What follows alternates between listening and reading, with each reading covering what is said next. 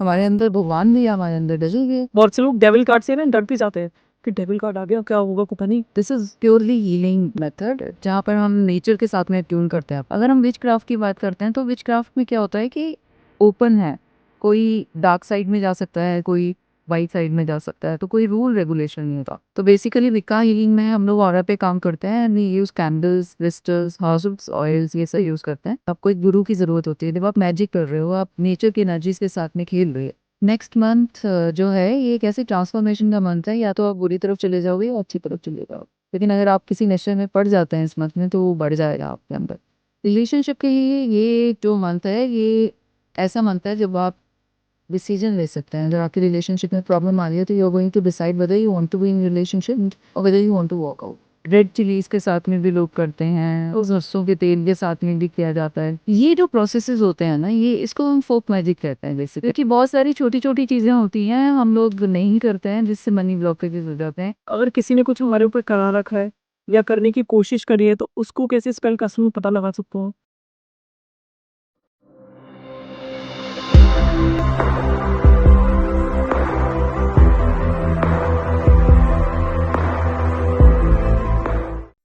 जय माँ, एक बार फिर से एस्ट्रो वेदर टॉक में आप सभी का बहुत बहुत स्वागत है। आज हमारे साथ जो बात होने वाली है एक बहुत ही अच्छे टॉपिक पे बात होने वाली है। आपने रेकी हीलिंग के बारे में सुना होगा, आपने आकाशिक हीलिंग के बारे में सुना होगा। एक हीलिंग का एक नया टर्म आज आपके लिए हम लेके आए हैं इस पॉडकास्ट में, उसका नाम है विका हीलिंग।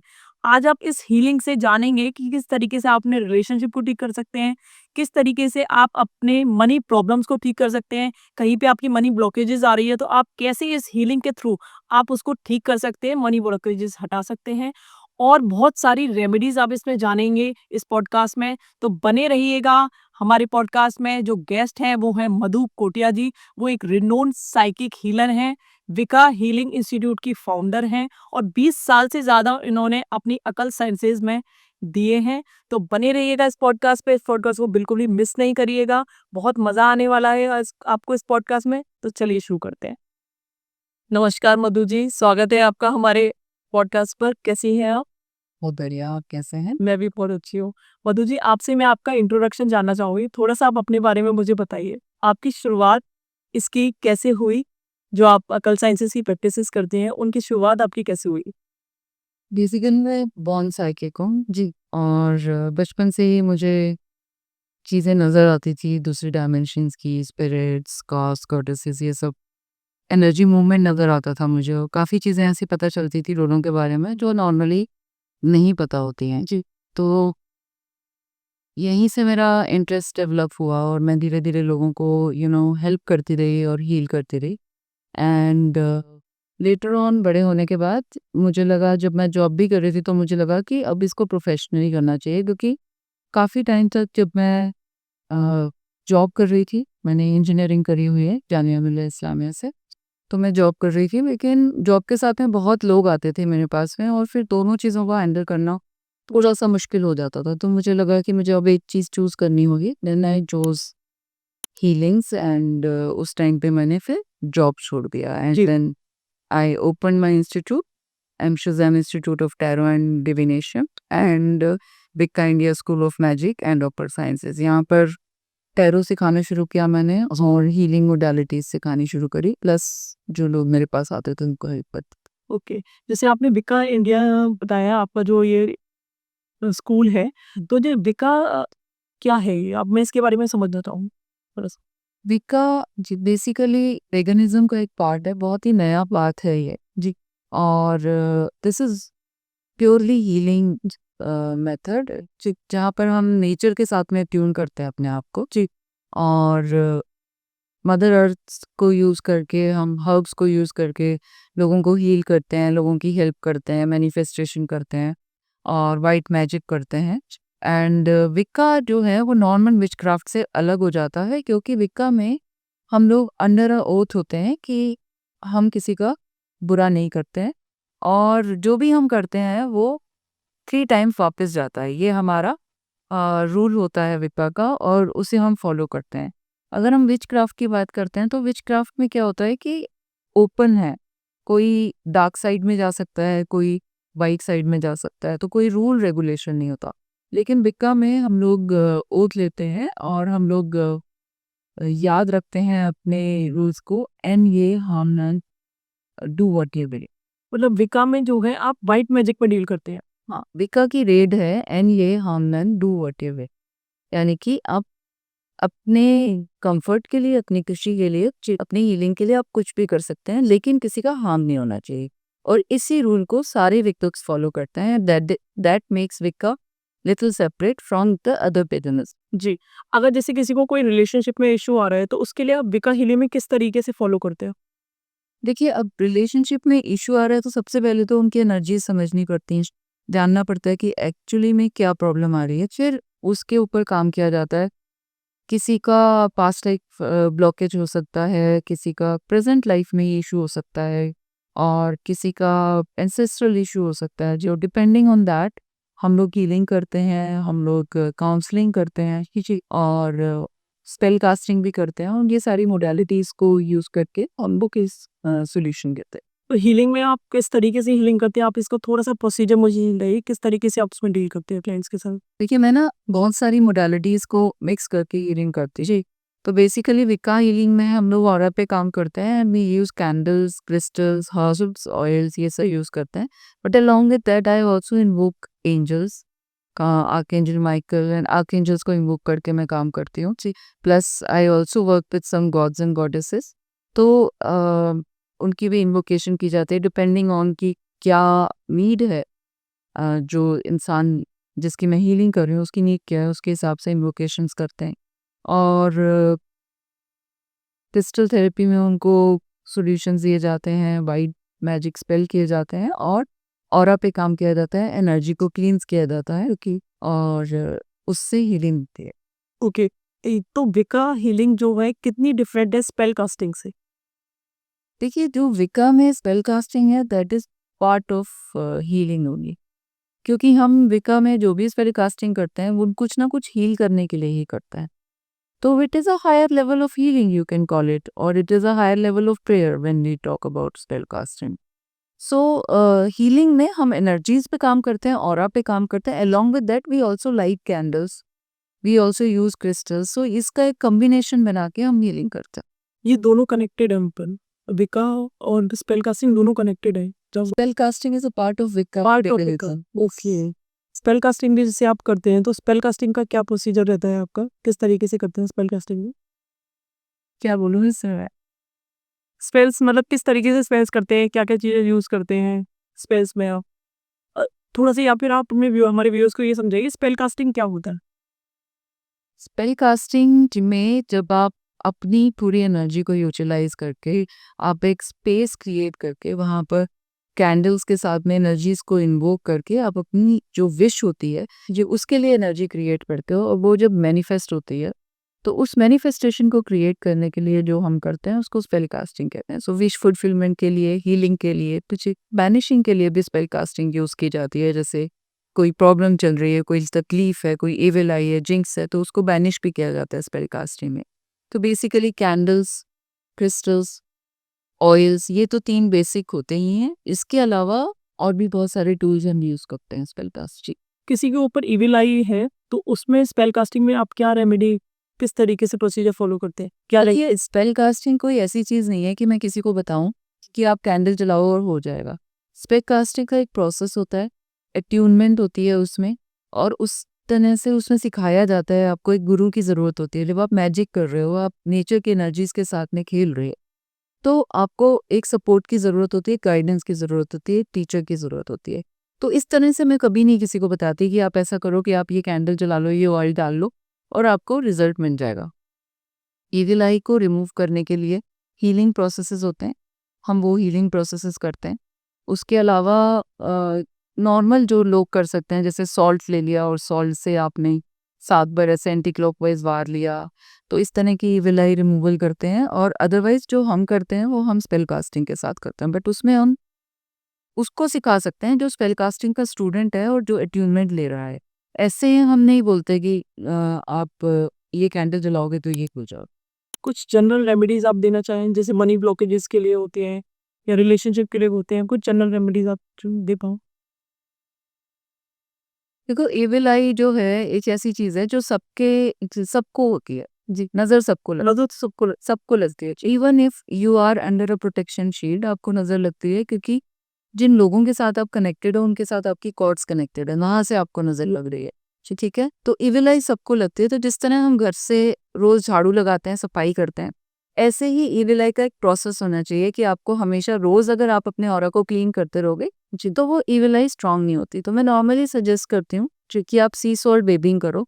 आप सी सॉल्ट लेके उसको अपने नहाने के पानी में थोड़ा सा मिला के उससे नहाओ जी, और आप सॉल्ट से ही अपना ईविल आई क्लियर कर सकते हो। और रेड चिलीज के साथ में भी लोग करते हैं, उस सरसों के तेल के साथ में भी किया जाता है।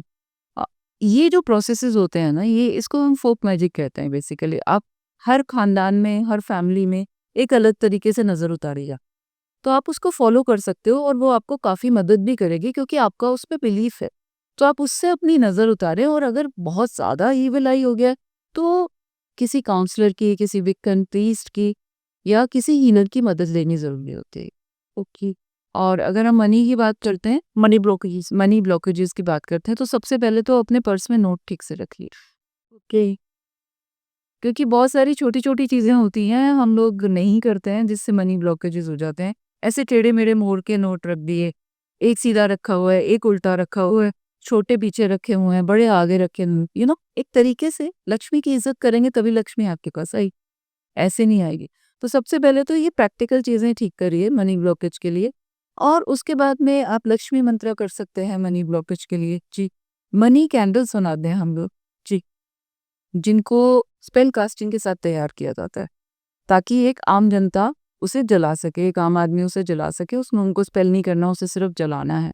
तो वो मनी कैंडल्स जला सकते हैं, उसको 21 डेज जलाया जाता है, उससे मनी ब्लॉकेजेस हटती हैं। कैसे करना ये इसको, मतलब कैंडल? वो कैंडल 21 डेज की कैंडल, पिलर कैंडल होती है, उसको हाफ एन आवर जलाना होता है। उसके साथ हम एफर्मेशन देते हैं वो जो आपको करनी होती है, तो उससे ओपन होती हैं आपकी मनी ब्लॉकेजेस। ओके। किसी को जैसे नई प्रॉपर्टीज खरीदनी है, नई प्रॉपर्टीज बनानी है, उनके लिए क्या स्पेस करते हैं? छोटे मोटे मतलब जनरल। देखो मैं ना आपको एक बात बताऊं, मैं इस तरह से स्पेल्स नहीं बताती। अच्छा। क्यों? जो कि प्रॉब्लम ये है कि लोग करने लग जाते हैं ओके। और फिर उनको सही रिजल्ट नहीं मिलता जी, नुकसान भी हो सकता है। और दूसरी बात ये है कि जब रिजल्ट नहीं मिलता तो उनका विश्वास भी कम हो जाता है। बेल कास्टिंग जैसे आप इंस्टाग्राम पे देख रहे हो जी जी। कि ये स्पेल कर लो, वो स्पेल कर लो, ऐसे कर लो, वैसे कर लो, ऐसे नहीं होती स्पेल कास्टिंग। स्पेल कास्टिंग का एक प्रोसेस होता है, उसमें मेडिटेशन होती है, विजुअलाइजेशन होती है। आपको पता होना चाहिए आप ये कैंडल क्यों जला रहे हो, आप ये ऑयल क्यों लगा रहे हो, इस ऑयल को कैसे लगाना है, किस तरह से आपको रखना है, किस तरह से उसका जो बचा हुआ सामान है, जो लेफ्ट ओवर है, उसका क्या करना है। तो ये सारी चीजें पता होनी चाहिए। इस तरह से स्पेल कास्टिंग के सॉल्यूशंस मैं नहीं देती हूँ। मैं क्रिस्टल्स बता सकती हूँ आपको, अगर आप जानना चाहें। क्योंकि अगर आपको मनी ब्लॉकेज आ रहा है तो आप सिट्रीन पहन सकते हो, पायराइट पहन सकते हो, और साथ में उसकी ब्लैक टर्मोलिन भी पहनो, ताकि नेगेटिविटी हटे और पॉजिटिविटी आए। क्रिस्टल सच में काम करते हैं? बिल्कुल करते हैं, लेकिन उनको टाइम पे क्लींस करना होता है और चार्ज होना। कितने टाइम पे हमें क्लींस करना चाहिए उस चीज को? क्रिस्टल्स एब्जॉर्ब करते हैं, तो जब भर जाते हैं इसमें नेगेटिविटी, तो ये हैवी फील होते हैं, डिस्कम्फर्ट देते हैं। तब आप उसे निकालिए, क्लींस कर लीजिए, और फिर उसके बाद आप पहन लीजिए वापस। कह लीजिए उसको दुबा है। पेल कास्टिंग क्या भी हम स्पेल कास्टिंग के बारे में बात कर सकते हैं। हम ये बात कर सकते हैं कि स्पेल कास्टिंग से हम क्या क्या ठीक कर सकते हैं, बिल्कुल। लेकिन मैं आपको प्रोसेस नहीं बताऊंगी। प्रोसेस बताने का कोई फायदा नहीं है, क्योंकि जब तक आपने प्रॉपरली सीखा नहीं तब तक मतलब एक मेंटोर की इसमें हमें जरूरत पड़ेगी। आपको गुरु की जरूरत है। बिना गुरु के नहीं करना चाहिए, या तो रिजल्ट नहीं आएगा या खराब रिजल्ट आएगा। बैकफायर भी करते हैं स्पेल्स, तो हमको बहुत केयरफुल होके काम करना होता है। बैकफायर में क्या क्या रिpercussions आते हैं इसका, अगर कोई खुद से कर रहे हैं स्पेस को? बैकफायर में मैं आपको एक अपनी ही क्लाइंट का आपको एक एक्सपीरियंस बताती थी।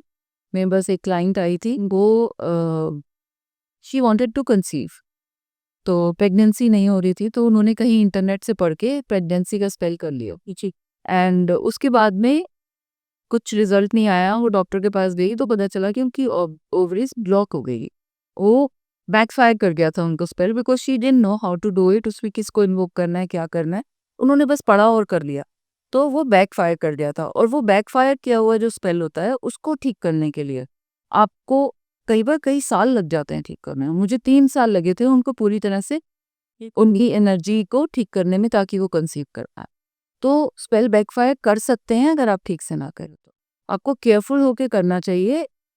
ये आग है, इससे आप खाना भी बना सकते हो, इससे जल भी सकते हो। सही बात। आपको ध्यान रखना पड़ेगा कि आप किस तरह से इसे यूज कर रहे हो। किन-किन बातों का हमें ध्यान रखना चाहिए? आप कुछ पॉइंट्स बता दीजिए। स्पेल कास्टिंग इस तरह से कहीं से भी देख के और करके नहीं करनी, बिल्कुल नहीं करनी चाहिए, जी, अगर किसी ने कर लिया है तो फिर क्या करें?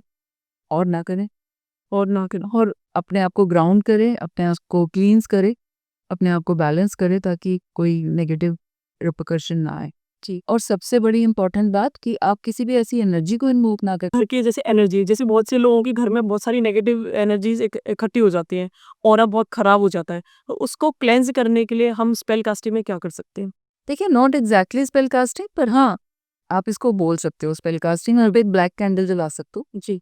और ब्लैक कैंडल को जला के आपको विजुलाइज करना है कि इस कैंडल जो है ये एब्जॉर्ब कर रही है सारी नेगेटिविटी, और जो वाइट लाइट उससे आ रही है, जो फ्लेम है उसका, वो सारी नेगेटिविटी को बर्न कर रहा है और पॉजिटिविटी क्रिएट कर रहा है। ये बोल के आप थोड़ा विजुलाइज कीजिए 10-15 मिनट, उस कैंडल को जलने दीजिए, तो उससे हीलिंग होती है। हीलिंग होती है, वजह हीलिंग प्रोसेस, घर की एनर्जी भी क्लेंज। घर की एनर्जी क्लींस होती है। अदरवाइज आप सरसों के तेल का दिया जला सकते हैं, उसमें थोड़े से मस्टर्ड सीड्स डाल के आप उसको जलाइए। आप साउथ वेस्ट में जलाइए उसको, या एंट्रेंस पे जलाइए, तो उससे भी आपका घर क्लीन होता है। ओके, किसी को अपना ऑरा क्लीन करना है उसके लिए क्या उसके लिए भी आप ये कैंडल जला सकते हो, ब्लैक कैंडल जला सकते हो, या फिर सी सॉल्ट बेदिंग कर सकते हो। सॉल्ट का एक बोल लेके उसमें जो पानी और सॉल्ट रख के उसमें पैर डाल दीजिए, उससे भी आपका ऑरा क्लींस होता है। डीप ब्रीदिंग से आपका ऑरा क्लींस होता है। So there are many things you can do. Okay, तो आप जैसे स्पेल कास्टिंग करते हैं तो उसमें कौन-कौन सी हर्ब्स या कौन-कौन सी चीज़ें यूज़ करते हैं, उससे स्पेल कास्टिंग कभी करती है? देखिए, बहुत सारी हर्ब्स होती हैं, बट हमारी जो किचन है उसमें ही ऑलरेडी, मतलब आपको 60% हर्ब्स वहीं पे मिल जाती हैं, ओके। और उन्हीं को आप यूज़ कर सकते हैं। मैं आपको एक सिंपल सा प्रोसेस बताती हूँ जो हम कर सकते हैं घर में, and it is almost like a spell. तो इसमें जैसे हम लोग नींबू पानी तो बनाते हैं, आजकल गर्मी है, सब लोग नींबू पानी पीते हैं। जब कोई आता है तो नींबू पानी बनाते हैं। तो आप जब नींबू पानी बनाने लगे हो, तो आप उसमें जब चीनी डाल रहे हो, तो आप ये सोच के डालो कि this will bring sweetness and happiness. जब आप उसमें सॉल्ट डाल रहे हो, तो आप ये सोच के डालो कि this will cleanse the aura of this person. And when you put the lemon, you think and visualise कि ये लेमन जो है ये सारी नेगेटिविटी को हटा दे, और फिर उसको आप मिक्स करो क्लॉकवाइज कि अच्छे से। और फिर इस विजुअलाइजेशन के साथ जब आप उसे मिक्स करोगे और आप उनको पीने को दोगे, तो जो वो रिफ्रेशिंग फील होता है ना, वो बहुत डिफरेंट होगा।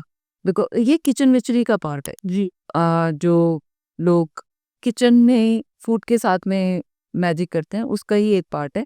तो बहुत सिंपल सिंपल चीज़ें होती हैं, जैसे आपने ये नींबू पानी का मैंने आपको बताया, आप कभी करके देखिएगा, बहुत ज़्यादा फर्क लगता है इससे। तो इस तरह की चीज़ें आप कर सकते हो। जैसे हींग होती है, हींग से प्रोटेक्शन मिलती है काफ़ी स्ट्रॉन्ग। तो आप जब हींग आप सब्जी में डाल रहे हो, तो आप इस विजुअलाइजेशन के साथ डालो कि आप कि ये प्रोटेक्शन देगी, मेरे घर में जो भी खाना खाएगा उसकी प्रोटेक्शन होगी इस हींग से। तो इस तरह से आप हींग यूज़ कर सकते हो। ऐसे ही आप खीर बना सकते हो। अगर घर में झगड़े हो रहे हैं तो आप खीर बनाइए विजुअलाइजेशन के साथ कि सब लोग प्यार से बात करें, फिर वो आप सबको खिलाइए, तो आपको उसका अच्छा रिजल्ट मिलता है। तो आप फूड के साथ आप मैजिक कर सकते हो। ये बहुत ही बेसिक लेवल का है, ऐसे कोई भी कर सकता है। You just have to focus and visualise in a right manner. अब ये नहीं कि आप खाना बनाते हुए आप सोच तो रहे थे प्रोटेक्शन के बारे में, लेकिन at the same time you are thinking about something else which can be a negative thought, तो वो भी उसमें चली जाएगी। जो आपको ये ध्यान रखना होगा कि जब आप बना रहे हो तो उस समय आपको मेंटेन करनी है अपनी था, तो उससे आपको अच्छे रिजल्ट दिखते हैं। जी। मैं ये जानना चाहूँगी जैसे स्पेल कास्टिंग के लिए या हीलिंग प्रोसेस के लिए इसमें साइकिक पावर होना इम्पोर्टेंट है या फिर एक नॉर्मल पर्सन भी इस चीज़ को कर सकता है? देखिए, साइकिक पावर के साथ में ऑब्वियसली ये चीज़ें पावरफुल हो जाती हैं। जी, लेकिन जब हम साइकिक पावर की बात करते हैं, everyone is born with some powers. Okay. But होता क्या है कि जैसे जैसे हमारा लॉजिकल माइंड काम करता है, हम अपनी पावर्स को रिजेक्ट करते रहता है। कुछ दिखा या कुछ समझ आया, नहीं नहीं ऐसा कुछ नहीं होता नो, इस तरह से पेरेंट्स भी बोलते हैं नहीं नहीं ऐसा कुछ नहीं होता, तो वो फिर हम क्या करते हैं अपनी साइकिक जो एबिलिटीज हैं उनको क्लोज कर देते हैं। तो जब आप एक अच्छे मेंटर के पास आते हो, वो आपकी साइकिक एबिलिटीज को ओपन करता है। जो हम अट्यूनमेंट करते हैं स्पेल कास्टिंग की, उसमें भी आपकी एबिलिटीज को ओपन किया जाता है ताकि आप अच्छे से स्पेल पढ़ सको। जी, तो आप इसमें मेडिटेशन करवाते हैं लोगों को कि मेडिटेशन भी कर मेडिटेशन भी करवाते हैं? मेडिटेशन भी करवाते हैं, उनको स्पेल करने सिखाते हैं जी, उनको बताते हैं कि किस तरह से आप अपने स्पेल बना सकते हो और किस तरह से आप अपने आप को सेव गार्ड कर सकते हो और एक हैप्पी लाइफ क्रिएट कर सकते हो। ठीक है। अगर किसी के ऊपर कुछ नेगेटिव एनर्जी का मतलब इन्फ्लुएंस है, तो वो कैसे पता लगा सकता है कि मेरे ऊपर नेगेटिव एनर्जी का इन्फ्लुएंस हो रहा है? देखिए बहुत सारे साइंस क्या है नेगेटिव एनर्जी जी जो आपको बहुत लो फील होना, सुबह उठ के फ्रेश फील नहीं होना जी, आपको कुछ करने का मन नहीं करता, आपको दिन भर पे डर लगना, कोई रीजन नहीं है लेकिन आपको डर लग रहा है, और बिना बात पे गुस्सा आना जी, बिना बात पे ऐसा लगना कि मर जाना चाहिए मुझे, किसी काम के नहीं है हम, इस तरह की विदाउट एनी रीज़न ये जब चीज़ें होती हैं और बिना बात पे आपकी लड़ाई हो जा रही है किसी से, चोटें लगी जा रही हैं आपको। तो ये बहुत सारे, ये सारे साइन नहीं होते, इनमें से कुछ कुछ साइंस होते हैं जिससे पता चलता है। और जब एक्सट्रीम लेवल पे आप आ जाते हो तो आपको आवाज़ें सुननी भी शुरू हो सकती है। एक और भी बड़ा साइन होता है जो एक्चुअली डिप्रेशन का भी साइन है, मतलब नेगेटिविटी का भी वही साइन है।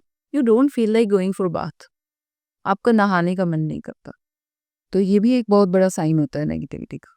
जी, अगर किसी ने कुछ हमारे ऊपर करा रखा है या करने की कोशिश करी है, तो उसको कैसे स्पेल कास्टिंग में पता लगा सकते हो? स्पेल कास्टिंग में नहीं पता लगा सकते, स्पेल कास्टिंग का पार्ट होता है डिविनेशन।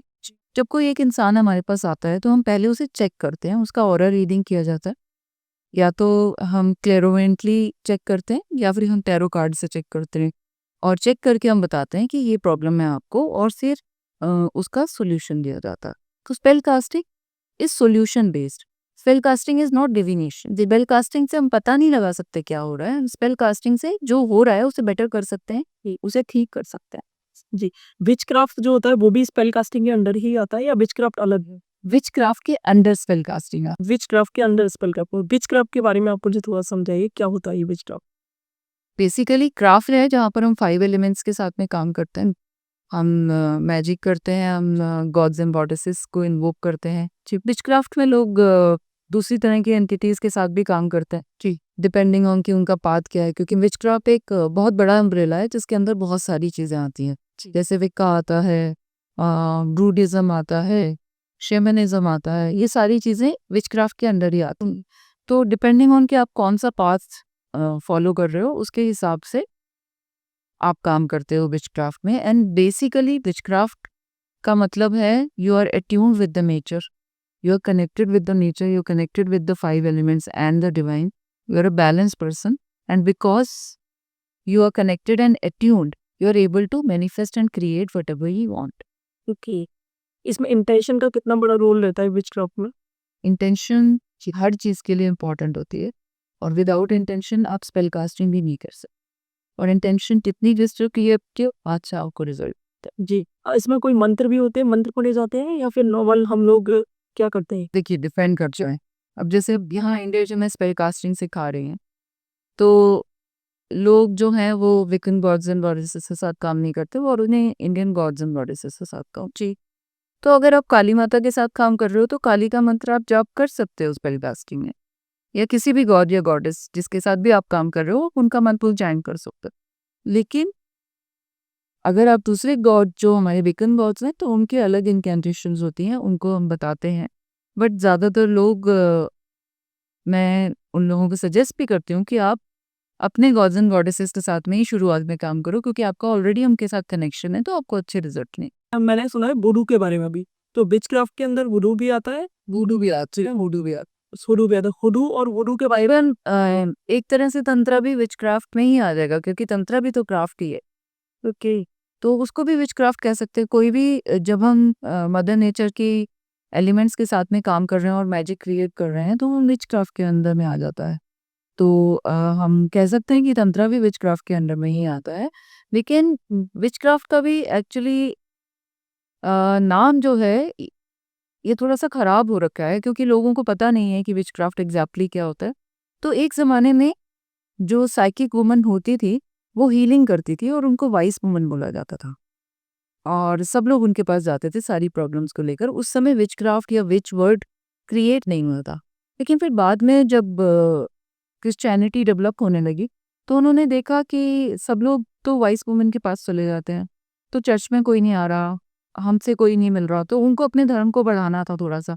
तो उस टाइम पे उन्होंने बैड माउथ करना शुरू कर दिया वाइस वुमन को, और उन्होंने बोलना शुरू किया कि ये मैजिक कर देते हैं, बच्चे मर जाते हैं इसकी वजह से, और ये वश में कर लेती हैं, ये सब बोलना शुरू किया। और तब उन्होंने विच वर्ड क्रिएट किया, क्योंकि ये साउंड नहीं करता ना, विच सुनने में चुड़ैल लगता है, चुड़ैल, हाँ।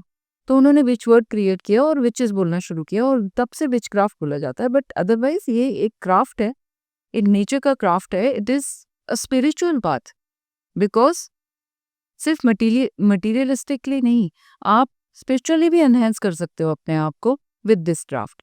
और बहुत सारी विचेस हैं, बहुत सारी ऐसी विचेस हैं जो कि स्पेल कास्टिंग नहीं करती, वाइट मैजिक नहीं करती, वो सिर्फ हीलिंग करती हैं और मेडिटेशन करती। तो ये ज़रूरी नहीं है कि सारी जो विचेस हैं या जो भी लोग विचक्राफ्ट प्रैक्टिस कर रहे हैं उन सबको मैजिक ही करना है। मैजिक विचक्राफ्ट का एक पार्ट है। विचक्राफ्ट मैजिक नहीं है, magic is a small part, there are other things to do. Okay. तो ये विचक्राफ्ट के अंदर जो वुडू प्रैक्टिस आती है, हुडू प्रैक्टिस आती है, इसके बारे में आप मुझे बताइए। देखिए, वुडू जो है it is not exactly magic, जी। It is more of a religion. जो अफ्रीका में वुडून एक रीजन है, वहां पर जो लोग रहते थे उन लोगों का रिलीजन है, उसको वो प्रैक्टिस करते थे। तो it is not exactly a magic path, it is more of a religion.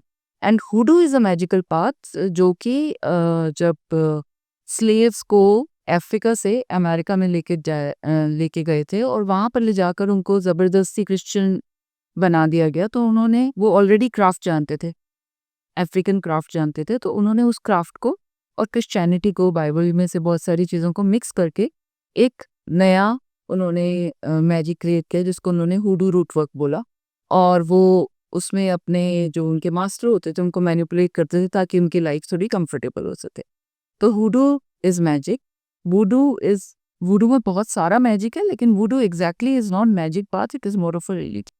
Voodoo किस तरीके से किया जाता है और वुडू किस तरीके से किया जाता है, इसके बारे में थोड़ा। वुडू में बहुत तरह से मैजिक किया जाता है, मोस्टली वहाँ पर डॉल मैजिक किया जाता है वुडू में। वुडू में। हाँ, लेकिन वुडू में सिर्फ डॉल मैजिक नहीं होता, उसमें डॉल्स भी हैं, बट अदरवाइज कैंडल मैजिक भी होता है उसमें। उसमें मोजो बैग्स बनाए जाते हैं, उसमें जार्स बनाए जाते हैं, उसमें बहुत तरह के मैजिक होते हैं वुडू। ओके। जो डॉल्स आप बता रहे हैं, जैसे तंत्र में, जैसे हमारा जो सनातन धर्म है उसमें तंत्र में भी जो डॉल्स बनाई जाती है, वही सेम प्रैक्टिस है कि वुडू में वही। तरीका अलग है, फोक मैजिक है ना ये। तो जहाँ का मैजिक होगा, वहाँ जो चीज़ें अवेलेबल हैं उसके हिसाब से लोग मैजिक करते हैं। तो तंत्र इंडिया में है, तो यहाँ पर हम हमारी जो अवेलेबिलिटी है हर्ब्स की और जो सामान की, उसके साथ किया जाता है। तो वहाँ पर वुडू में वो वहाँ पर जो हर्ब्स हैं उसके साथ किया जाता है, और वहाँ पर वहाँ के गॉड्स जो हैं, वहाँ के जो गॉडेसेस हैं उनके साथ में किया जाता है। यहाँ पर जब तंत्र करते हैं तो यहाँ पर यहाँ की जो हमारी गॉड्स एंड गॉडेसेस जो एनर्जीज हैं, पावर्स हैं, उनके साथ किया जाता है। प्रोसेसेस अलग हैं, लेकिन प्रोसेसेस अलग हैं, क्योंकि तंत्रा में हवन किया जाता है। नॉर्मली विचक्राफ्ट में हवन नहीं किए जाते, उसमें कैंडल्स जलाई जाती हैं, तो ये फ़र्क है। क्या हम ये कह सकते हैं witchcraft is similar to tantra? Parallel lines हैं। ऐसे तो Buddhism is also parallel to witchcraft. जी, तो पैरेलल लाइंस हैं ये, तंत्र, विचक्राफ्ट, बुद्धिज़्म, ये सब पैरेलल। मतलब ये विचक्राफ्ट जो है ये फॉरेन प्रैक्टिस है जो बाहर के लोग करते हैं, हमारे इंडिया से बाहर। अब इंडिया में आने का क्या है, जो मैंने देखा है। देखिए, विचक्राफ्ट तो इंडिया में था, हमेशा से था, लेकिन तरीका अलग था कि विचक्राफ्ट को फोक मैजिक कहते हैं ना, क्योंकि एरिया के साथ साथ मैजिक चेंज होता है। जैसा मैंने शुरू में आपको बताया, नज़र उतारने के लिए कि कोई नमक से उतारता है, कोई मिर्ची से उतारता है, एरिया टू एरिया चेंज होता है।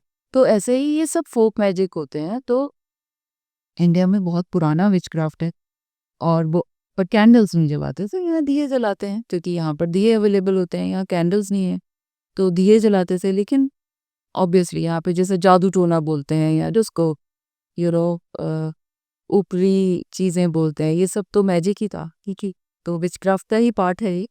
वो एक टर्म विचक्राफ्ट जो है वो आपको वेस्टर्न लगती है, लेकिन मैजिक तो करते ही थे यहाँ सिमिलर। और हीलिंग्स भी करते थे। बहुत सारे हीलर्स हैं हमारे देश में, पुराने ज़माने में भी, जो टच थेरेपी से हील कर देते थे। ऐसे हाथ रखते थे तो एक सांस हील हो जाता था, और आज की तारीख में भी बहुत सारे हैं। तो ये हीलिंग भी जो है मोडालिटीज़ और हीलिंग जो है ये भी विचक्राफ्ट का ही पार्ट है। बेसिकली हमारे यहाँ पर बहुत सारी ऐसी पूजाएं होती हैं जिनमें बहुत पावर होती है। जैसे सूर्य भगवान को पानी चढ़ाते हैं सिर्फ, बिल्कुल तुलसी जी की पूजा करते हैं सुबह। तो ये सब भी एक क्राफ्ट ही है, ये सब भी एक क्राफ्ट का ही पार्ट है, और इसके बहुत अच्छे रिजल्ट, इमीडिएटली रिजल्ट मिलते हैं। तो आप ऐसे नहीं बोल सकते कि विच क्राफ्ट जो है वो वेस्टर्न ही है। क्राफ्ट जो है वो सब जगह एग्जिस्ट करता है, हर देश में एग्जिस्ट करता है, हर जगह पे एग्जिस्ट करता है, उसका नाम अलग अलग है सब जगह। तो इसमें जो गॉडेसेस जो इन्वोक होती है, तो वो कौन-कौन सी गॉडेसेस होती हैं? उनके क्या-क्या नाम होते हैं? बहुत सारे गॉड्स एंड गॉडेसेस हैं हमारे पास, और इजिप्शियन गॉड्स एंड गॉडेसेस हैं हमारे पास, ग्रीक गॉड्स एंड गॉडेसेस हैं, और नॉर्स गॉड्स एंड गॉडेसेस हैं, टाइटन्स हैं, और बहुत सारे लोग मार्वल देखते हैं, उसमें थॉर हैं, ज़्यूस हैं, वो सारे के सारे जो हैं वो एक्चुअली हमारे गॉड्स हैं। हीरा हमारी गॉडेस हैं, फॉर्च्यूना हमारी गॉडेस हैं, गॉडेस हेकेटे हैं। गॉडेस हेकेटे के बारे में आजकल बहुत सारे लोग रील्स बनाते रहते हैं, लोग बहुत अट्रैक्ट हो रहे हैं उनकी तरफ। ये काफ़ी बहुत ज़्यादा पावरफुल गॉडेस हैं गॉडेस हेकेटे। एंड गॉड्स में बेसिकली क्राफ्ट में it is more of you know feminine energy के साथ में ज़्यादा काम करते हैं, गॉडेसेस के साथ में ही ज़्यादा काम करते हैं। बट कुछ गॉड्स हैं जिनके साथ काम करते हैं, गॉड पैन है उनके साथ काम करते हैं लोग, ज़्यूस के साथ में काम किया जाता है, और सन गॉड हैं रा, उनके साथ में काम करते हैं। तो ये सारे gods and goddesses, any number of gods and goddesses, you can't even count, because हर रीजन के अलग अलग गॉड्स एंड गॉडेसेस हैं, और विचक्राफ्ट में ऐसी कोई बंदिश नहीं है कि यही हमारे भगवान हम इन्हीं के साथ काम करें। तो आपका कनेक्शन जिसके साथ है आप उसके साथ हैं। उसके साथ काम कर सकते हैं। प्रैक्टिस जो आप बता रहे हो, जो रिचुअल्स आप बता रहे हो, उन्हें फॉलो करते हो, हम अपने गॉडेसेस के साथ काम कर सकते हैं। आपको बदलने की जरूरत नहीं अपने गॉड से। ठीक है। और जैसे मैंने देखा है विच क्राफ्ट में, जैसे हम लोग सिंबलाइज करते हैं विच क्राफ्ट को, विच को सोचते हैं तो एक बड़ा सा वो बाउ वो होता है सर, कांच का एक सर्कल जैसा, और उसमें ऐसे ऐसे विच कर रही होती है। क्रिस्टल बॉल होता है। Crystal ball basically divination tool है जी। और ये बहुत ज्यादा बड़ा मिथ है कि उसमें सब कुछ नजर आता है। अच्छा, जिसको नजर आता है ना, जो क्लैरोवेंट होते हैं उनको सब जगह नजर आता है, ये नहीं कि सिर्फ बॉल में ही आपको नजर आएगा। पर क्रिस्टल बॉल गेजिंग में फिगर्स बनती हैं, बहुत सारी चीजें, बहुत सिंबल्स आते हैं जिसको आपको रीड करना सीखना पड़ता है, और उसको रीड करके आप काफी चीजें बता सकते हैं। जो लोग बहुत ज्यादा क्लैरोवेंट होते हैं उनको पूरा दिखाई देता, बट मोस्टली जो क्रिस्टल बॉल गेजिंग सीखते हैं वो उसमें से सिंबल्स ही रीड करते सिंबल जो सिगल्स होते हैं, जो हैं। सिजिल्स सिजिल्स जो होते हैं वही सिंबल्स आते हैं उसमें, क्या कुछ और आकर? नहीं, अलग अलग तरह के सिजल्स के बारे में आप मुझे थोड़ा सा बताइए, ये सिजल्स क्या होते हैं और किस तरीके से, किस चीज के लिए कौन सा सिगल हम यूज कर सकते हैं? सिजल सिजिल बनाए जाते हैं एज पर द रिक्वायरमेंट। ऐसे फिक्स सिजिल्स नहीं होते हैं, उनको बनाया जाता है, और जो प्रॉब्लम होती है उसको बेस करके उस लाइन को लिखा जाता है, फिर उसमें से अल्फ़ाबेट्स को काटा जाता है, चूज़ किया जाता है, एक प्रोसेस होता है पूरा, उसमें उस सिजिल्स को बनाया जाता है। कुछ जनरल सिजल्स आप जो बता सकें, जैसे हेल्थ के लिए, रिलेशनशिप के लिए, मनी के? इसके लिए मुझे आपको ना वीडियो भेजना पड़ेगा। आपको वैसे तो मेरे इंस्टाग्राम पे मिल जाएगा, बट वीडियो बना के देना पड़ेगा, क्योंकि सिजिल्स ऐसे नहीं होते कि ये फिक्स है और इसी से आपको रिजल्ट मिलेगा। कस्टमाइज होते हैं depending on the person energy, उनको क्रिएट किया जाता पर्सन्स की एनर्जी के ऊपर क्रिएट किया होता था है और उनको एनर्जाइज भी किया जाता है। ये नहीं कि आपने देखा और आपने बना लिया आपको रिजल्ट आ जा रहा है, आपको उसको एनर्जाइज करना पड़ता है, उसमें मेडिटेट करना पड़ता है, तब आपको जाके उसमें रिजल्ट। ओके। आप कुछ जैसे न्यूमरोलॉजी में कुछ नंबर्स होते हैं कि ये नंबर आप पेन से नोट कर लीजिए अपने हाथ पर या पैर पर, तो वो चीजें भी काम करती हैं? रिचुअल्स भी काम करते हैं। स्पिरिचुअलिटी में वो चीज़ काम करती है जिस पे आपको फेथ होता है, जिसके साथ आपका कनेक्शन लगता है। अगर आपको आपको कोई फेथ नहीं है और मैं आपको बोलूँ कि आप ये बना लो अपने हाथ, तो आपको कुछ फ़ायदा उससे नहीं मिलेगा जब तक आपका उसके ऊपर फ़ेथ नहीं है। आपका फ़ेथ होना हर चीज़ पे ज़रूरी है। स्पेल कास्टिंग भी तभी काम करेगी अगर आपको फ़ेथ है, आपको विश्वास है कि आपके लिए स्पेल कास्टिंग की जा रही है और आपको अच्छा रिज़ल्ट मिलेगा। तभी स्पेल कास्टिंग आपके लिए काम कर। तो everything needs faith, belief which is important. If you have a doubt nothing else. Okay. मैंने देखा है स्पेल कास्टिंग में कुछ स्पेल कास्टर्स हैं जो स्पिरिट्स के साथ डील करते हैं। कुछ स्पिरिट्स के मैंने भी नाम सुने हैं, जैसे नितिका स्पिरिट्स हो गई, क्लोनिक स्पिरिट्स हो गए। तो क्या इन स्पिरिट्स के साथ डील करना सही है? ठीक है, हमारे पास इतने सारे गॉड्स एंड गॉडेसेस एक्चुअली इतनी पॉजिटिव पावर्स हैं, इतने पॉजिटिव एनर्जीज हैं जिनके साथ हम काम कर सकते हैं। तो मेरा तो ये सजेशन है कि स्पिरिट्स के साथ काम नहीं करना चाहिए, क्योंकि स्पिरिट्स के साथ अगर आप काम कर रहे हो तो वो लोअर एंटिटीज में आ गए, वो गॉड्स एंड गॉडेसेस के एंटिटी में की पावर में नहीं है। तो ये एक लेन देन वाली बात हो जाती है। तो then you are taking anything from a spirit, कोई भी गाइडेंस या कुछ भी, तो उसके बदले में आपको कुछ देना भी पड़ेगा। तो उसके नेगेटिव इफ़ेक्ट भी हो सकते हैं और हार्म भी हो सकता है अगर आप ठीक से डील ना करें। तो मैं हमेशा सजेस्ट करती हूँ कि do not disturb the spirit world. Okay, let them be, don't disturb them, do not call them. Even मेरे पास में लोग ऐसे भी आते हैं जो बोलते हैं कि किसी की डेथ हो गई, आप प्लीज़ उनके साथ कम्युनिकेट करके बताओ।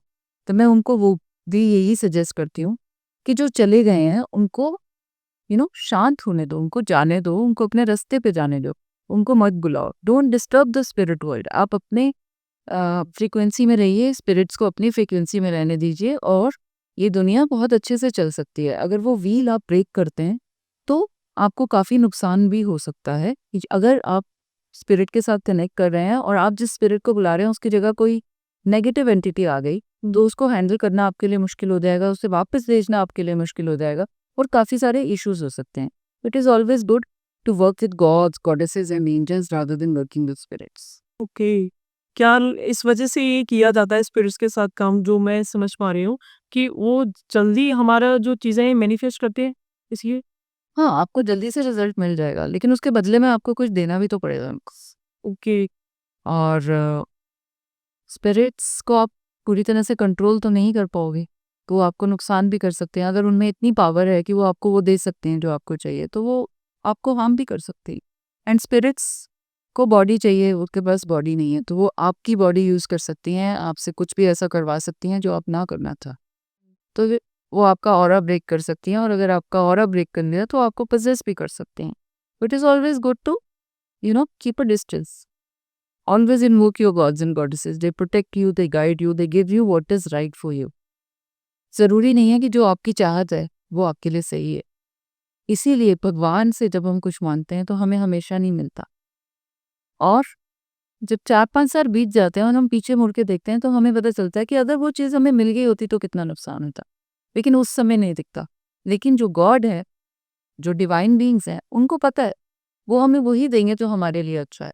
तो it is always good to connect with your divine energies, to the supreme being, to the gods and goddesses, rather than connecting with lower entities. हाँ। क्या ये जो स्पिरिट्स हैं, वो हमारे आसपास ही रहती हैं? हमेशा आसपास ही रहती हैं, हवा में फ्लोट भी करती हैं और मूव करती रहती हैं। They do not interfere in our world till the time we don't call them. फिर हम उन्हें स्पिरिट वर्ल्ड क्यों कहते हैं? स्पिरिट वर्ल्ड भी अगर वी फ्रीक्वेंसी अलग है, आपको नजर नहीं आ रही ना वो जी। कि फ्रीक्वेंसी अलग है। जिस फ्रीक्वेंसी पे हम हैं, जिस डायमेंशन में हम हैं, उसमें नहीं है, उससे अलग डायमेंशन में है। तो क्लेरोवेंट जो होते हैं उनको वो डायमेंशन नज़र आती है तो उनको दिखाई पड़ता है। लेकिन एक नॉर्मल इंसान नेकेड आई से स्पिरिट्स को नहीं देख सकता till the time that spirit doesn't not that person this. Okay. तो किसी की साइकी पावर अच्छी है तो वो देख सकता है इसके शाम को देख क्लियरली, जैसे हम दिख रहे हैं और सामने का जो है। वो डिपेंड करता है उनकी साइकिक पावर पीपल में कैसे दिखती है। ओके। तो अगर किसी को अपनी साइकिक पावर को इम्प्रूव करना है, बढ़ाना है, तो वो कैसे बढ़ा सकता है? साइकिक एबिलिटीज़ की बहुत सारी एक्सरसाइजेज होती हैं, बहुत सारी मेडिटेशंस होती हैं, वो कर सकते हैं, बट शुरू करना चाहिए सार्थक के साथ में। ये सार्थक मेडिटेशन होती है जिसमें आप एक पॉइंट बना लीजिए या एक कैंडल जला लीजिए, आप उस पर कंसंट्रेट कीजिए और ट्राई कीजिए कि आपके दिमाग में जो थॉट्स हैं उनको आप थोड़ा काम डाउन कर पाएँ और आपका ध्यान पूरा एक तरफ रहे। सबसे पहले त्राटक से शुरू करते हैं और जब त्राटक अच्छे से होने लगता है तो फिर आगे की एक्सरसाइजेज। ओके। आगे की क्या-क्या एक्सरसाइज रहती हैं? कुछ पॉइंट्स बता दीजिए ना। त्राटक से शुरू करते हैं। ठीक है। ज़्यादा अभी बताने नहीं चाहिए क्योंकि फिर लोग सारी घर में लग जाते हैं किस आप देखिए, मैं अपने ना एथिक्स एंड रूल्स के साथ नहीं चलती कि मैं ऐसे नहीं हूँ कि जस्ट बिकॉज़ कि मेरे को बहुत सारी हवा बनानी है तो मैं सब बता दूँ। I go with my rules and regulations, I follow them, I have my ethics. तो मैं कोशिश करती हूँ कि सही गाइडेंस सुने लोगों को कि लोगों को बहुत जल्दी रहती है कि अरे हमने आज कैंडल जला ली, हो गया त्राटक, चलो नेक्स्ट स्टेप कर। सही कौन बिल्कुल। जो आप त्राटक प्रैक्टिस बता रहे हैं मेडिटेशन की, उसमें कितना टाइम लगता है कोर्सेज पर? डिपेंड करता है कि आपका मन कितना चंचल है। जो लोग मेडिटेशंस ऑलरेडी करते हैं तो वो तो बहुत जल्दी त्राटक करने लग जाते हैं, और जो मन बहुत ज़्यादा इधर-उधर जाता है उनको बहुत टाइम लगता है। और एक ग्राउंडिंग मेडिटेशन होती है, वो करते रहना चाहिए, वो बहुत ज़रूरी है। जी। जैसे किसी को पेट में कोई प्रॉब्लम है या हार्ट में कोई प्रॉब्लम है, तो आप किस तरीके से हीलिंग देते हैं उसको कि उसकी वो ये चक्रास चेक किए जाते हैं, चेक किया जाता है उसकी एनर्जी में कौन सा ऑर्गन वीक हो रहा है, और उस ऑर्गन को हील किया जाता है एनर्जी के साथ में। चक्रास को हील किया जाता है, ऑरा को हील किया जाता है, और along with that they have to take the medicine also. I always say that medical science is also important. आप मेडिसिन भी खाइए और साथ में हम जब हील करते हैं तो मेडिसिन ज़्यादा अच्छा रिजल्ट देती हैं और आप जल्दी ठीक। ओके। तो ये हीलिंग जो आप करते हैं, उसमें कितना मतलब टाइम लग जाता है एक पर्सन को हील होने में? ये भी पर्सन टू पर्सन वेरी करता। हम लोग मिनिमम 21 डेज की हीलिंग करते हैं, but person to person depend करता है कि किसी को 21 डेज में ठीक हो जाता है और किसी को कई मंथ्स लग जाते हैं। वो कितना रिसेप्टिव है और उसकी कितनी प्रॉब्लम बड़ी है छोटी है उस पर। तो जैसे आपने चक्रास की बात करी, तो चक्रास को कैसे बैलेंस कर सकते हैं? 7 चक्रा मेडिटेशन कर सकते हैं जी। आपको यूट्यूब पे मिल जाएंगी बहुत सारी 7 चक्रा मेडिटेशन जी, और आप उससे कीजिए, उससे आपके चक्रास बैलेंस होते हैं। चक्रास की मंत्रा होते हैं, चक्रास के क्रिस्टल्स पहन सकते हो, बट मेडिटेशन इज इम्पोर्टेंट। पहले मेडिटेशन पर कीजिए। चक्रास की मेडिटेशन कुछ अलग तरीके से होती है या नॉर्मल विजुअलाइजेशन होती है, गाइडेड मेडिटेशन होती है। आपको अपने चक्रा पे कंसंट्रेट करना होता है, उसको 30 दिन ब्रीद आउट करना होता है, बहुत सारी तरह की होती है।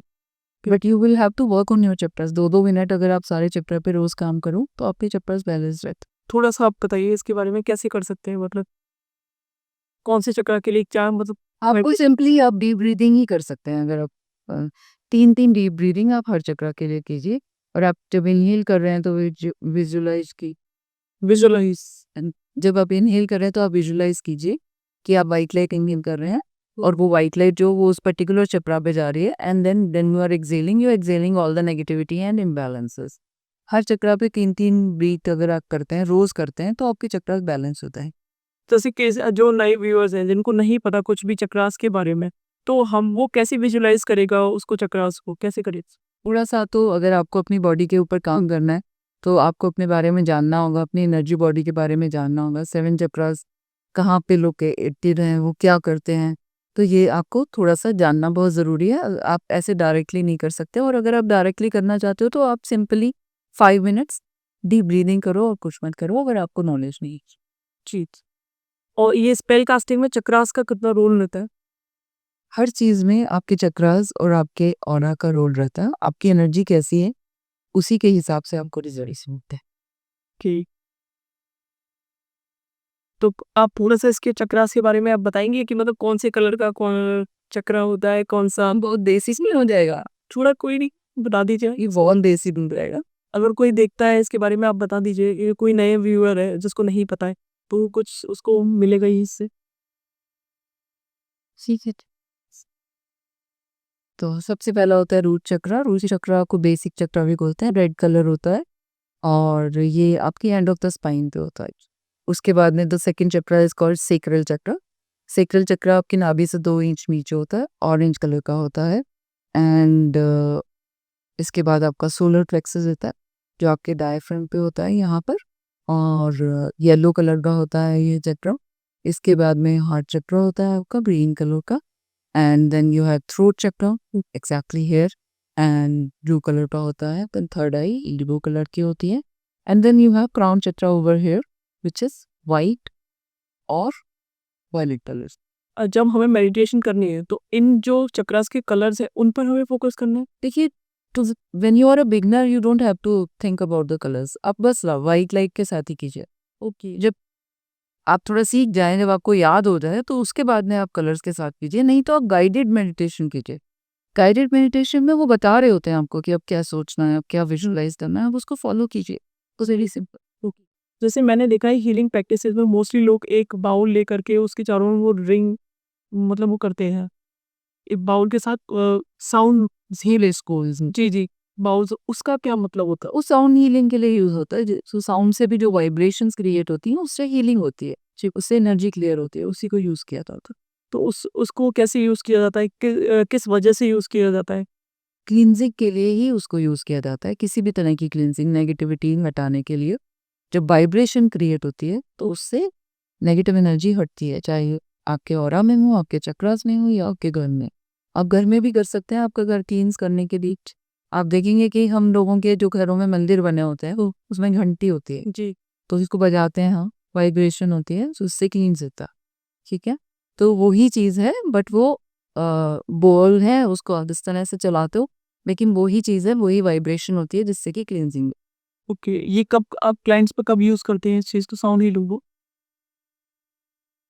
साउंड हीलिंग को कब यूज़ करते हैं, ऐसा कोई पर्टिकुलर हमने रखा नहीं हुआ कि हमें साउंड हीलिंग यूज़ ही करनी है जी। Depending on the client psyche हम चूज़ करते हैं। अगर हमें लगता है कि क्लाइंट का साइकी ऐसा है कि उसे लगता है कि ये वाली साउंड हीलिंग से ज़्यादा जल्दी ठीक हो जाऊंगा, तो फिर हम उससे कर लेते हैं। नहीं तो हम लोग अपना एनर्जी हीलिंग करते हैं इस चीज़ के साथ में, बॉन्ड्स के साथ और कैंडल्स के साथ। ओके। तो जैसे आप टैरो कार्ड्स भी करते हैं, तो आप कुछ प्रेडिक्शन देना चाहेंगे नेक्स्ट मंथ के लिए टैरो कार्ड्स की बेस पे? टैरो कार्ड्स मला ही नहीं, नहीं, नहीं है आप? आपने साइकिक। बोला ही नहीं था लाने के लिए। अच्छा। साइकिक पावर यूज़ करके आप साइकिक टैरो रीडिंग करते हैं ना, तो आप कार्ड्स खोलिए नेक्स्ट मंथ के लिए कौन-सा कार्ड आ रहा है? कैसा रहेगा? जी।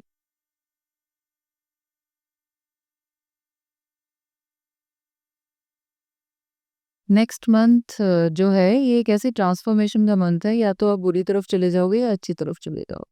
ठीक है, तो अगर आपको एडिक्शन से दूर रहना चाहिए इस मंथ में, सब लोगों को एडिक्शन से अपने आप को दूर रखें। अगर आप एडिक्शन छोड़ना चाहते हैं तो भी ये मंथ बहुत अच्छा है, लेकिन अगर आप किसी नशे में पड़ जाते हैं इस मंथ में, तो वो बढ़ जाएगा आपके अंदर।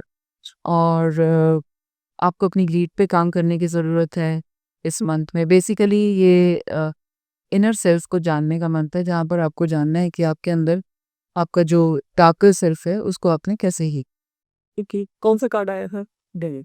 डेविल, ओके, के बहुत से लोग डेविल कार्ड से ना डर भी जाते हैं कि डेविल कार्ड आ गया, अब क्या होगा पता नहीं।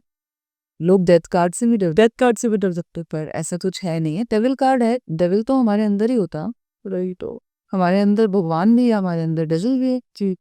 अब ये डिपेंड करता है कि हम किसे फिक कर रहे हैं, कौन सी एनर्जी पर फिक कर रहे हैं, तो वो हमारा इनर डेविल ही है जो कार्ड्स में है। जी। ऐसे ही जो डेथ है वो it is not physical death, the card is not talking about the physical death, it is talking about a transformation coming into your life. पर लोग डर जाते हैं और उसमें आग में घी की तरह काम करते हैं। हमारी हॉरर मूवीज जी, जो दिखा दिखा के डराती हैं, उनको मीनिंग्स पता भी नहीं होते, वो रिसर्च भी ज्यादा नहीं करते, बस दिखा के डरा देते हैं। जी, बिल्कुल सही बात है। और नेक्स्ट फाइनेंशियली कैसा रहने वाला है लोगों के लिए? ओवर खर्चे हो सकता है, ओवर खर्चे हो सकते हैं। ओवर खर्चे हो सकते हैं, तो जब आप पैसे को बचा कर संभाल कर चाहिए। तो जितने भी व्यूअर्स देख रहे हैं हमारे, जुलाई में अपने खर्चों को थोड़ा-सा संभाल के करें, कंट्रोल करके करें। और क्या कहते हैं, रिलेशनशिप के लिए कैसा रहने वाला है जुलाई? रिलेशनशिप के लिए ये जो मंथ है, ये ऐसा मंथ है जब आप डिसीजन ले सकते हैं। अगर आपकी रिलेशनशिप में प्रॉब्लम आ रही है, तो you are going to decide whether you want to be in relationship और whether you want to walk out.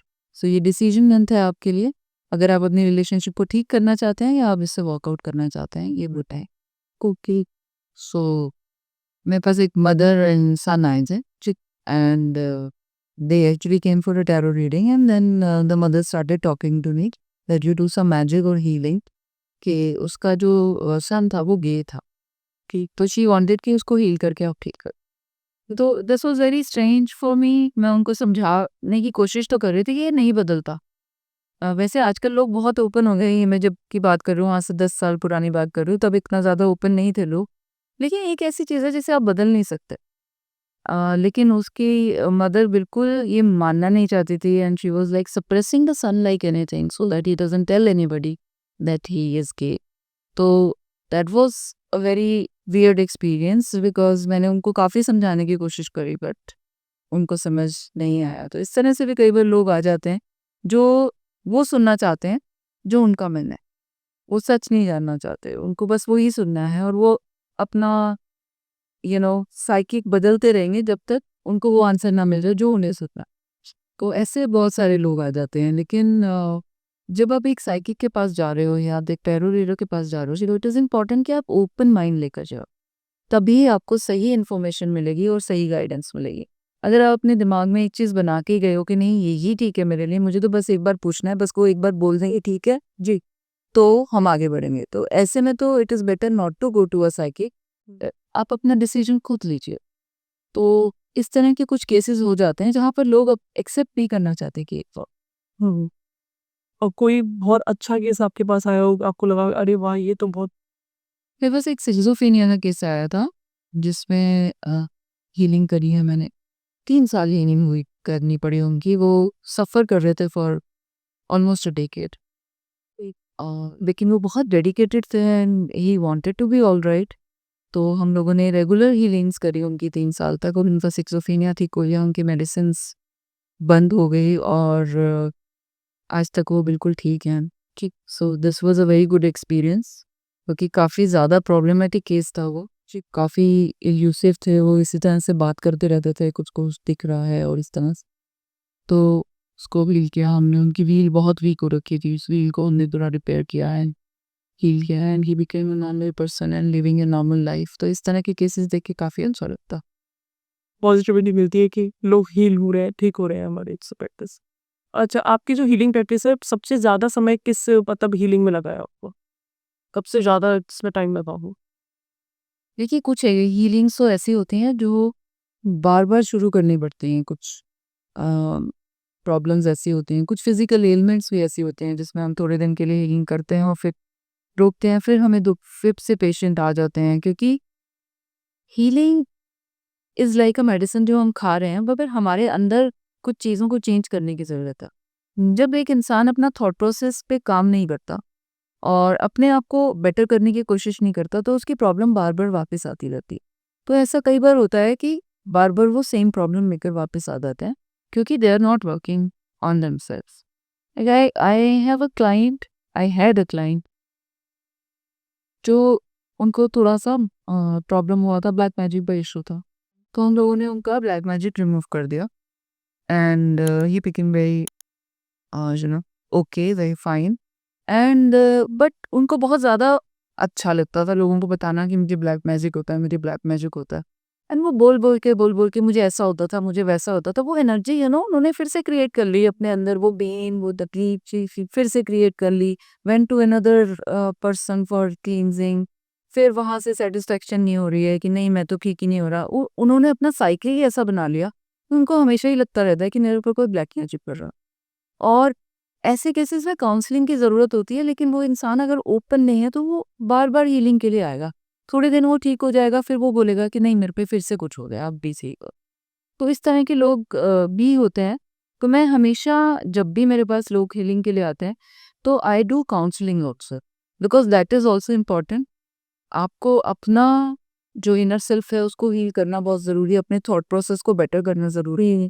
हर बीमारी फिज़िकल हो या फिर स्पिरिचुअल हो, मेंटल हो, इमोशनल हो, आपकी थॉट से ही क्रिएट होगी। अगर आप अपने थॉट्स को बेटर करना शुरू करोगे तो सारी की सारी इलनेसेस आपके बेटर हो जाएँगी, आप ठीक हो जाओगे। तो मैं अपने क्लाइंट्स की, अपने लोगों की थॉट्स पे भी काम करती हूँ और उनको बताती हूँ कि अपने थॉट प्रोसेस को कैसे बेटर जी, जी।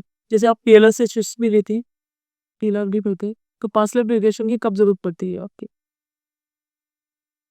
मेरे को आपको ना मेरे ना नॉर्मल आंसर नहीं मिलने वाले। जी, जी।